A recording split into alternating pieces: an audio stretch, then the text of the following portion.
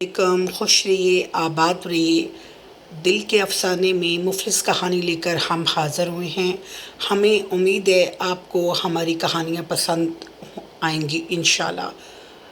کبھی کبھی وہ بھی انسان مفلس ہوتا ہے جو خوبصورت رشتوں کو کھو دیتا ہے صرف اپنے دل کے خیالات کی وجہ سے۔ ایسے ہی مرزا بیگ سے ہوا، لوگوں کی باتوں میں آ کے خوبصورت بیوی سے ناراض ہو بیٹھے، اور اس ناراض بیوی کا اس کا درد غم ان کی بہو جویریہ نے سمجھا۔ دنیا میں بھی سرخ روئی، آخرت میں بھی۔ اللہ مجھے اور آپ سب کو توفیق عطا کرے دوسروں کی مدد کرنے کی اور لوگوں کے لیے آسانیاں پھیلانے کی۔ رؤف کو اپنی دولت کا غرور ہے، ہو بھی کیوں نہ جب سے پیدا ہوا پیسے کی فراوانی ہر طرف اس کی بات سنی اور مانی جاتی ہے۔ اپنی ماں ثریا بیگم سے بھی ناراض رہتا، ماں کو مجرم سمجھتا ہے۔ کہا بھی ماں نے میرا کوئی قصور نہیں، پھر بھی اس نے یقین نہ کیا، نہ ہی کرتا ہے۔ وہ ہاسپٹل ہے، نہ ریگولر جاتا، نہ ہی احساس کرتا۔ رؤف کی پہلی شادی انزلہ سے ہوئی، دوسری اس کے والد نے کروائی جویریہ سے، جو والدہ کے ساتھ رہتی ہے۔ وہ اس کی والدہ سے کافی اٹیچ ہے۔ اس نے دیکھا وہ شریف اور نیک عورت ہے، خوف خدا کی وجہ سے ڈر گئی، اللہ مجھ سے ناراض نہ ہو جائے۔ یہی بات ان دونوں کے درمیان میں دوری لے آئی۔ رؤف کو ہمیشہ انزلہ طعنے دیتی، وہ تو ایسے کرتی ہے جیسے وہ تمہارے لیے نہیں اپنی ساس کے لیے آئی ہو، وہ امپورٹنٹ ہے۔ لڑائی ہو جاتی، والد حیات ہے مرزا بیگ، مگر وہ اپنی بیوی سے ملتے نہیں۔ بیگ صاحب اور رؤف دوستوں کی طرح ہیں، دونوں ایک دوسرے کی بات مانتے اور سنتے ہیں۔ ثریا بیگم سے اختلافات کی وجہ سے انہوں نے شادی دوبارہ کی ماپارا سے۔ ادھر بھی جاتے ہیں اور ادھر بھی آتے ہیں۔ جویریہ کو ثریا بیگم کا احساس ہے، ایک بیٹی ونیزا جو ماں کے لیے پریشان ہے۔ جویریہ ہسپتال بھی جاتی، ان کی دیکھ بھال کرتی، پھر گھر آتی۔ جب رؤف آتا تو بحث ہو جاتی۔ انزلہ کی 2 بیٹیاں، ایک بیٹا۔ جویریہ کا ایک بیٹا بیمار ہے۔ جویریہ کی شادی بیگ صاحب نے کروائی، وہ قریبی دوست اور کزن کی بیٹی ہے۔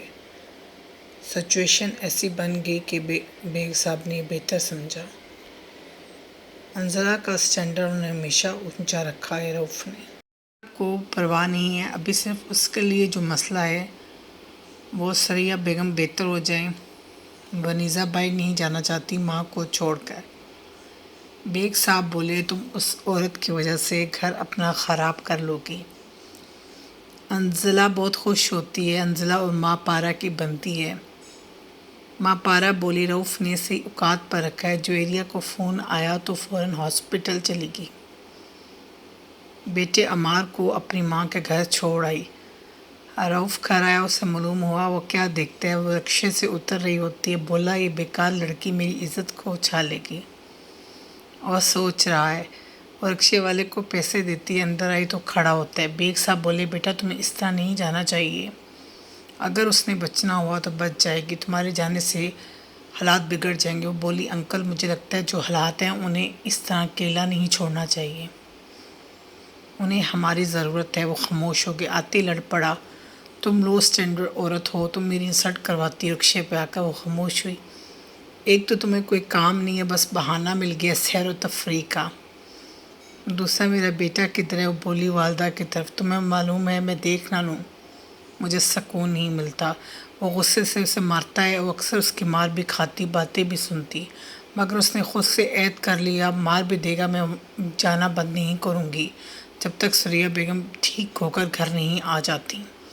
بیگ صاحب اسے رستے میں بولے ہاتھ کم چلایا کرو، ایک تو تم سے کم عمر ہے، دوسرا تمہاری بیوی ہے، تھوڑا لحاظ رکھا کرو۔ دیکھو جو بھی ہے تمہاری وہ ماں ہے، میرے اس کے اختلافات رہے ہیں، مگر تمہیں ایسی زیادتی نہیں کرنی چاہیے۔ اگر وہ تمہاری ماں کو دیکھتی ہے تو اسے دیکھنے دو۔ وہ پہلی بار وہ بولے۔ یہ خاموش ہو گیا، اسے خود بھی اچھا نہ لگا۔ سوچتی ہے مجھے ثریا بیگم کا احساس نہ ہوتا تو اس کی مار نہ کھاتی۔ والدہ چھوڑ گئی عمار کو، اس سے معلوم ہے سازش کس کی ہے، مگر وہ جانتی ہے وہ ابھی کمزور ہے ثریا بیگم کی طرح۔ معلوم ہوا تھپڑ پڑا ہے، بڑی خوش ہوئی۔ مجھے تو مزہ آتا ہے جب اس سے تھپڑ پڑتا ہے، یہ دونوں ہیں ہی اس قابل۔ دیکھو اللہ نے دونوں کو شکلیں بھی اچھی دی مگر حالات دیکھو، دونوں زور سے ہنسی۔ یہ جاہل عورتیں یہ نہ سمجھ سکیں، خوف خدا رکھنے والا انسان اللہ تعالیٰ سے ڈرتا ہے۔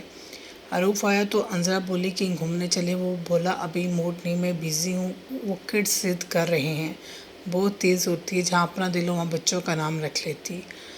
کنزہ ایمان اور زیان ماپارا بیگم کی اولاد نہیں ہے، وہ بولا سوچتا ہے میں اسے ابھی لے کر نہیں کہیں گیا، لے کر جانا چاہیے مگر خیر بولا وہ میڈم ایز یوزول۔ جویریہ کے مزاج میں سادگی ہوتی ہے، وہ گھر رہنے کو پریفر کرتی، اخلاق اچھا ہوتا ہے، اسے معلوم ہے انسان کے اندر سکون ہو تو اسے باہر جانے کی اتنی ضرورت نہیں پڑتی، وہ اتنا جانتی اور سمجھتی ہے حقیقت کو اچھی طرح، بس مگر یہ بات وہ رؤوف کو نہ سمجھا سکی۔ اس کی والدہ پارسا اور نیک ہے، وہ ایٹ لیسٹ ان کے ساتھ ایسا نہ کرے، مگر ہمت نہ کر سکی۔ رؤوف کو جویریہ پسند ہے، بالکل بھی اسے تنگ نہ کرتی، اسے جو مسئلہ ہے وہ صرف یہ مجھے اتنا ٹائم نہیں دیتی، میری والدہ کا احساس مجھ سے زیادہ کرتی ہے۔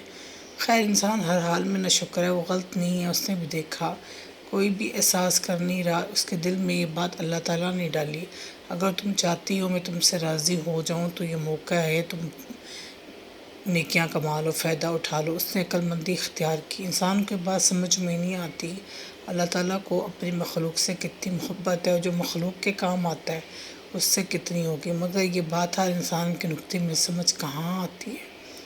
2 دن بعد آیا، جویریہ تھوڑی ویک لگ رہی ہوتی ہے تو اس سے پیار سے دیکھ کر بولا تم ٹھیک تو ہو؟ اصل میں اس ثریا بیگم کی وجہ سے پریشان ہے۔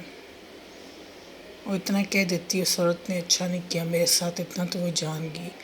بات کیا ہے؟ ابھی اس کے ساتھ پاس ایسا ہے نہیں جس سے وہ اپنے دل کی بات شیئر کر سکے۔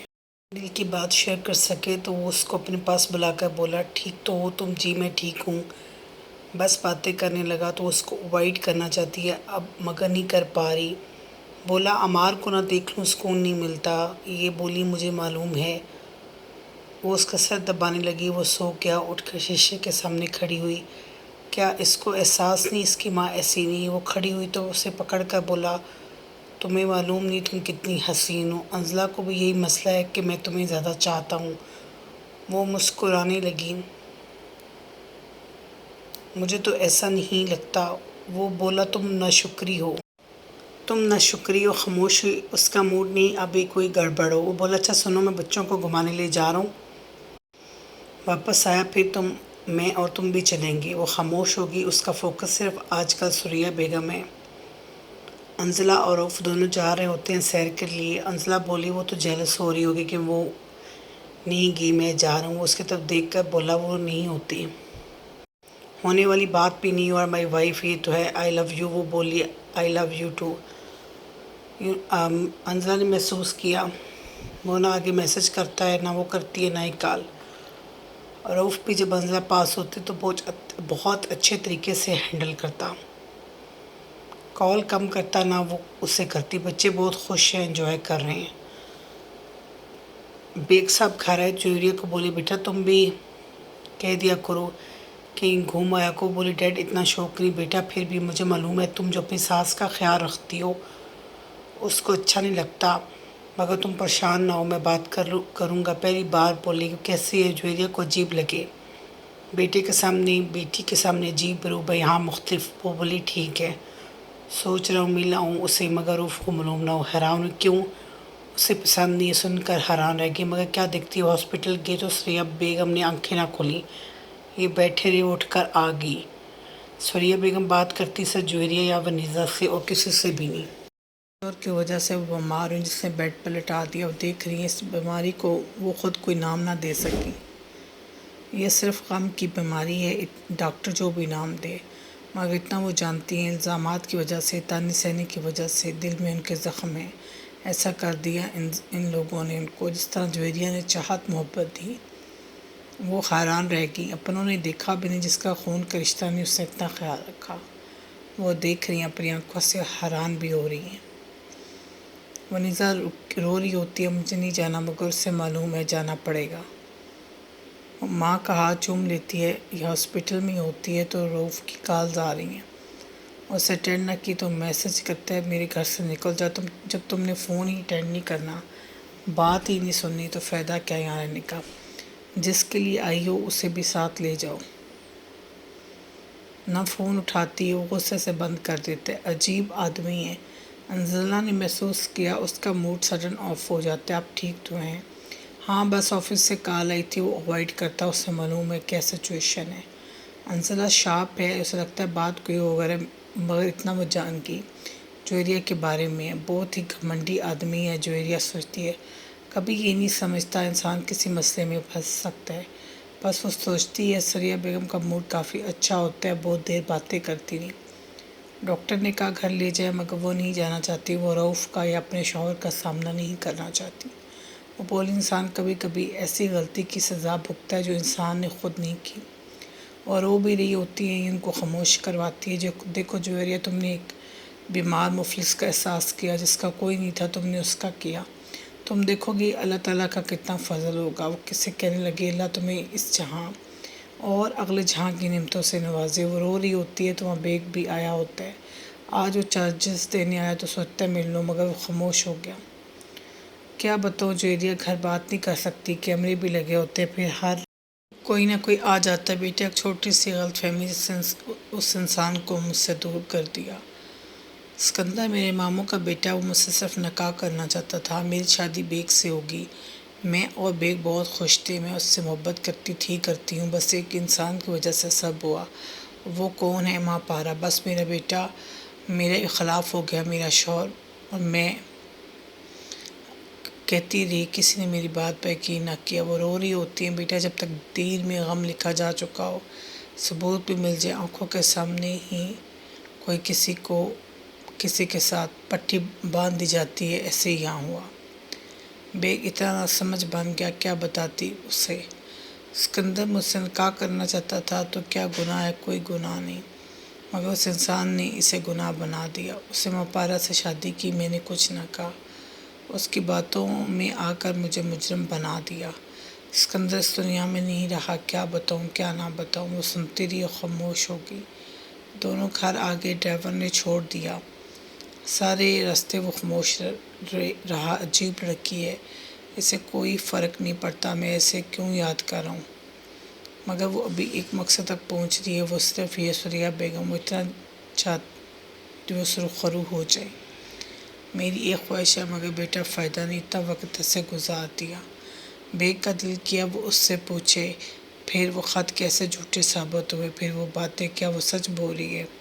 جویریہ سے ایٹ لیسٹ وہ جھوٹ نہیں بول سکتی، وہ آج سوچ رہی ہے۔ روف بچوں کو گھما کے واپس آتے جویریہ سے لڑنا شروع ہو گیا۔ تمہاری حیثیت میری وجہ سے سمجھتی کیا ہو؟ تمہیں یہاں سے نکال دوں، کوئی بھی تمہیں یہاں نہ آنے دے، تم مکرتی ہو۔ وہ سن رہی ہوتی ہے۔ وہ بولی ابھی آئی ہوں ہاسپٹل سے، آج تو ایسا نہ کرو، تم بوریا بستر پکڑو اور یہاں سے نکلو میرے گھر سے۔ وہ بولی پلیز، ابھی وہ ہاسپٹل سے آئی ہیں۔ اس نے غصے سے باہر چھوڑ دیا، گیٹ کے سامنے بیٹھی ہوتی ہے۔ بیگ صاحب کو ملازم نے بتایا تو فون کر کے بولے عقل کی بات کرو روف، کوئی طریقہ ہے اسے اندر لے جاؤ۔ ملازم نے گیٹ کھولا تو اندر چلے گی، سوچتی ہے کمرے میں جاؤں کہ نہیں۔ کنفیوزڈ ہے، سریہ بیگم کو میڈیسن دے دی، ان کو بالکل بھی ہوا نہیں لگنے دی۔ اسے معلوم ہے وہ بھی تھوڑی نارمل ہیں، وہ نہیں چاہتی وہ نہ ہو۔ وہ کمرے میں چلی گئی تو وہ بیڈ پر لیٹا ہوتا ہے، یہ خاموشی سے جا کر بیڈ پر لیٹ جاتی ہے، ساتھ عمار لیٹا ہوتا ہے، بالکل اس نے مسئلہ نہ بنایا۔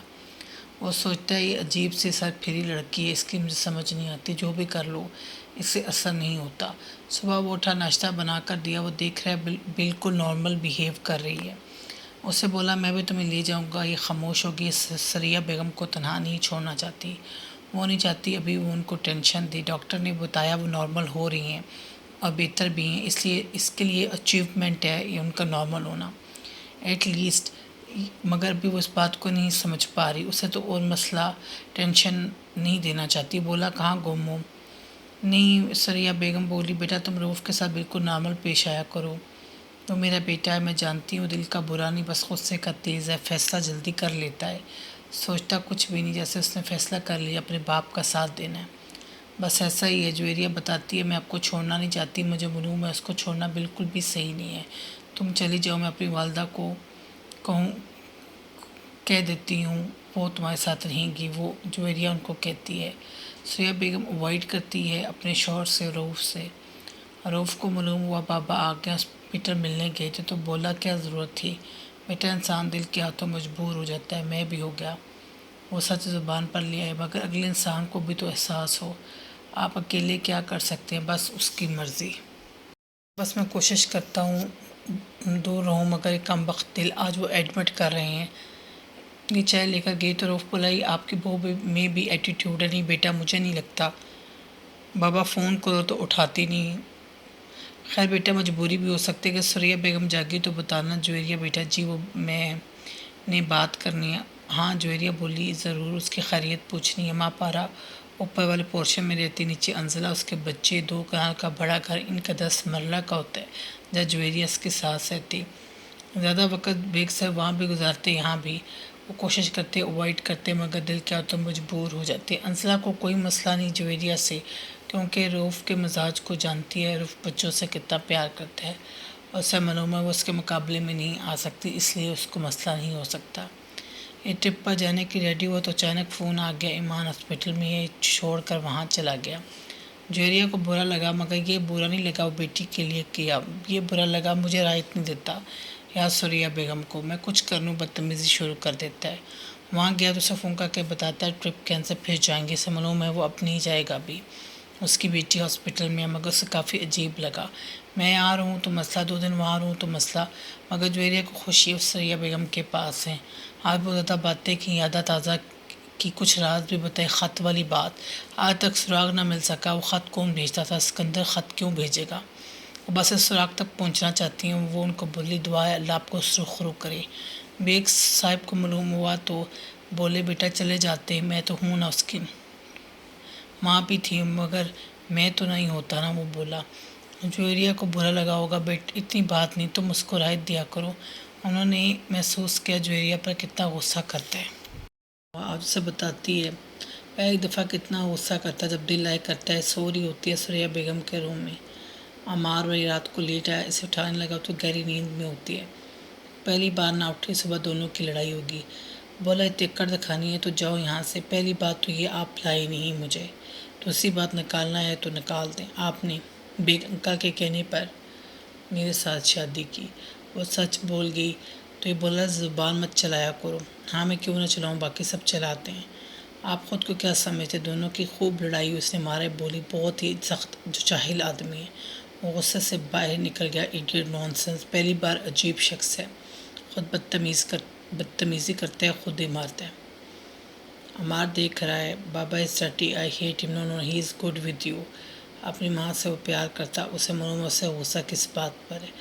اسے اپنی انسلٹ محسوس ہوئی کہ اسے لے کر نہیں گیا، مگر اس طرح سے اس نے کبھی بدتمیزی نہیں کی، اس طرح اس کا بولنا اسے اچھا نہ لگا، مگر وہ اوائڈ کرتی۔ بیگ صاحب کو معلوم ہوا تو بولے بیٹا مارنا اچھی بات نہیں، اس طرح سے تم اکثر جذباتی ہو جاتے ہو۔ وہ اپنی حرکت کو بھی جانتا ہے۔ پہلی بار جویریہ کو بہت اچھا لگا، ہر دفعہ میری شامت لے آتا ہے، مگر جب سریہ بیگم کی طرف دیکھتی تو کنفیوز ہوتی، ان کے چہرے پر عجیب سے چمک ہوتی جب وہ اس کو دیکھتی، مگر وہ ان کا دل نہیں توڑنا چاہتی۔ ماں پارا اور رضوان کی منگنی ہوئی، رضوان اور اسکندر کے دوستی ہوتی ہے، بس اس نے پوچھا باتوں باتوں میں تم نے محبت کی، اتنا بتا دیتا ایک لڑکی سے شادی کی تمنا کی، بس نہیں ہوئی۔ ماں پارا کو معلوم ہوئی وہ سیکٹری ہوتی ہے، اسے خط رضوان سے لکھوا کے طریقے سے پاکستان منگوائے۔ جب یہ خط بیگ صاحب کو ملے بہت غصے انتشار میں، کیا بکواس ہے۔ سریہ بیگم نے کہا مجھے نہیں معلوم، ہاں ضرور رشتہ آیا تھا، میرے ماموں میرے رشتہ دار تھا، مگر ابا ہاں کر چکے تھے آپ کے ساتھ۔ وہ دن یہ دن، اس غصے کی وجہ سے اس نے ماں پارا سے بھی شادی کر لی، اس لیے کہتے ہیں غصے میں کوئی فیصلہ نہ کیجیے۔ یوں یہ معاملہ چل رہا ہے۔ رضوان اور ماں پارا کزن ہوتے ہیں۔ ایک دفعہ رضوان کی کال بھی پی سی ایل پر آئی، مگر ماں پارا بہت ہوشیار ہوتی ہے، وہ معاملے کو پہلے ختم کرا دیتی ہے، مگر اس دفعہ نمبر ڈھونڈ لیتا ہے، فون جویریہ اٹھاتی ہے، وہ بتاتا ہے مجھے سریہ بیگم سے بات کرنی ہے۔ بات اسے بتاتا ہے، سن کر حیران رہ کہ لوگ کس طرح دھوکہ دیتے ہیں لوگوں کو، اور ہم تو عبادت کرتے ہیں اللہ معاف کرے، اتنی جھوٹ بولنا، کسی پہ تہمت لگانا، چوری کرنا، ملاوٹ کرنا، اتنے بڑے گناہ ہیں، مگر ہم تو عجیب لوگ ہیں، ایسے کاموں کو گناہ سمجھتے ہی نہیں ہیں۔ نمازیں پڑھتے ہیں اور ساتھ ساتھ گناہ کرتے ہیں۔ کسی انسان کی زندگی خراب کر دینا، کہنا وہ غلط ہے، ایسی ماں پارا نے کیا۔ اپنی حرکتوں اور خواہشات کو پانے کے لیے ایک نیک اور پارسہ خاتون پر الزام لگا دیا۔ لوگوں نے مان بھی لیا۔ اگر جنت کمانے کا موقع ملا تو اس کا فائدہ جویریہ نے اٹھایا۔ وہ عقل مند تھی، نیکیاں کمائیں۔ عقل مند انسان نیکیاں کماتا ہے، کم صرف انسان برائیاں اکٹھیاں کرتا ہے۔ برائیاں شیطان کی طرف لے جاتی ہیں، نیکیاں سیدھا راستہ ہے۔ اس طرح سرخرو ہوئی اللہ کے سامنے بھی اور دنیا میں بھی۔ یہ بات جب نکلی رضوان پاکستان آیا، اس نے یہ بتایا۔ بیگ صاحب نے اسے طلاق دی۔ انسا تو ڈری گئی، اس بیگ صاحب کے مزاج کو اور رعب کو جانتی ہے۔ کتنی اچھی زندگی دونوں میاں بیوی گزار رہے تھے، محبت سے، سریہ بیگم اور بیگ صاحب۔ صرف ایک غلط فہمی کی وجہ سے دونوں دور ہو گئے۔ جس عورت سے مرد محبت کرتا ہے اور اس کو معاف بھی اتنی آسانی سے نہیں کرتا اور شک پیدا ہو جائے، اس کو اتنی آسانی سے معاف نہیں کرتا۔ سریہ بیگم کی زندگی کا سب سے خوبصورت مرحلہ کیا ہوتا ہے جس میں ان کی زندگی کا سچ ثابت ہوا۔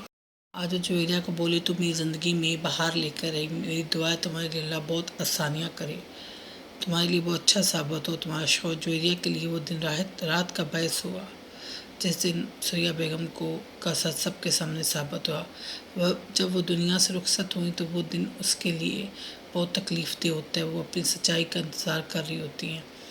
بیگ صاحب بولے میں سب سے زیادہ مفلس ہو گیا، ایک پاک باز خوبصورت بیوی پر شک کیا، بس وہ روتے رہتے کوشش کرتا وہ ہلکے ہو جائے، مگر اتنا آسان نہیں۔ آپ کی وجہ سے انسان کو تکلیف پہنچے پھر آپ کو درد بھی نہ ملے، دس از امپاسبل۔ آج جویریہ اور بیٹھے ہوتے ہیں، تم کتنی سمجھدار ہو، تمہیں میں نے سمجھنے میں دیر کر دی، شکر ہے آپ نے اپنے بابا کی طرح نہیں کی۔ وہ مسکرانے لگی۔ خوش رہیے، آباد رہیے، نیک قسط کے ساتھ حاضر ہوں گے۔ مفلس کا فیڈ بیک ضرور دیجیے گا۔ اللہ حافظ۔